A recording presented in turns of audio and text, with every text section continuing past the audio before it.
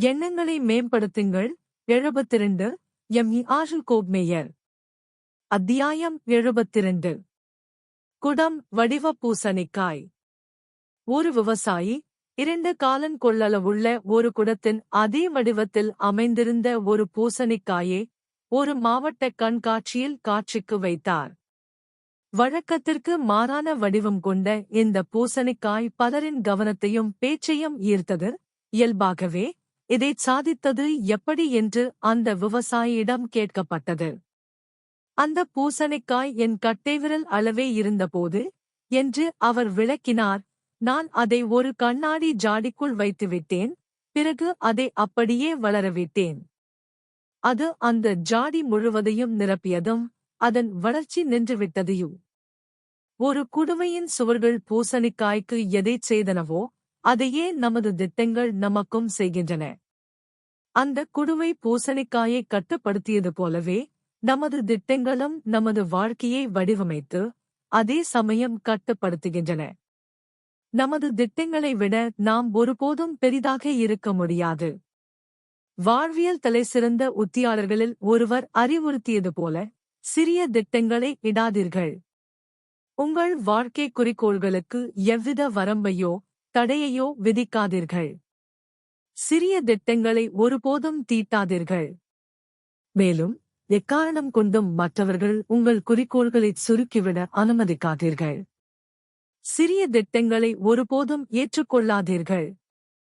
ஏனெனில் ஒரு குடுமையின் அளவும் வடிவமும் அதனுள் வளரும் பூசணிக்காயின் அளவையும் வடிவத்தையும் எவ்வாறு உறுதியாக நிர்ணயித்து வரம்பிற்குள் நிறுத்துகின்றனவோ அதேபோலவே உங்கள் திட்டங்களும் உங்கள் வாழ்க்கையை வடிவமைத்து வரம்பிற்குள் நிறுத்தும். சிறிய திட்டத்தைக் கொண்ட பெரும் திறமைசாலியாக இருப்பதை விட பெரிய திட்டத்தைக் கொண்ட சிறிய திறமைசாலியாக இருப்பதே சிறந்தது. நீங்கள் ஒரு தலைவராக விரும்பினால் இதைத் தெரிந்து கொள்ளுங்கள். தான் எங்கு செல்கிறார் என்பதைச் சொல்ல முடியாத, மேலும் அங்கு சென்றடைவதற்கான சாத்தியமான திட்டத்தை அவர்களுக்கு காட்ட முடியாத ஒரு தலைவரை மக்கள் பின்தொடர மாட்டார்கள். படிநிலை வாரியான ஒரு திட்டம் இல்லாவிட்டால் உங்களால் முன்னேற்றத்தை மதிப்பிட முடியாது. முன்னேற்றத்தை உங்களால் வெளிப்படுத்த முடியாவிட்டால் சாதனையை உங்களால் நிரூபிக்க முடியாது. சாதனையை உங்களால் நிரூபிக்க முடியாவிட்டால் உற்சாகத்தை உங்களால் தூண்ட முடியாது.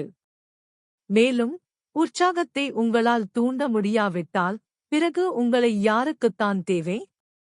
நீங்கள் ஒரு தலைவராக விரும்பினால் ஒரு தகுதியான இலக்கே வாக்குத்தத்த தேசத்தை சுட்டிக்காட்ட வேண்டும். எனவே 40 ஆண்டுகளாக தன் மக்களை வனாந்தரத்தின் வழியாக வாக்குத்தத்த தேசத்திற்கு வழிநடத்திய மோசேயின் அந்த மகத்தான பழைய கதையை நாம் நினைவு கூர்கிறோம். வனாந்தரத்திற்கு அப்பால் மோசேக்கு ஒரு இலக்கு இருந்ததாலும் அவர் எப்போதும் அதை நோக்கியே சுட்டிக்காட்டியதாலும் அவருடைய மக்கள் 40 ஆண்டுகளாக அவரை பின்தொடர்ந்தனர். ஒவ்வொரு சிறந்த தலைவருக்கும் என்றென்றும் உண்மையான ஒரு பாடத்தை அவர் கற்பித்தார். அவர் ஒரு வாக்குத்தத்த தேசத்தை சுட்டிக்காட்ட வேண்டும். ஆம், உங்களுக்கென ஒரு தகுதியான இலக்கு இருக்க வேண்டும். அந்த இலக்கை அடைவதற்கு உங்களிடம் ஒரு திட்டமும் இருக்க வேண்டும். ஆனால் இந்த அத்தியாயத்தின் தொடக்கத்தில் குறிப்பிடப்பட்ட அந்த பூசணிக்காயைப் போலவே உங்கள் திட்டத்தின் அளவே உங்கள் எதிர்காலத்தின் அளவையும் தீர்மானிக்கும். நீங்கள் எத்துணை பெரிய பூசணிக்காயாக திகழப் போகிறீர்கள்?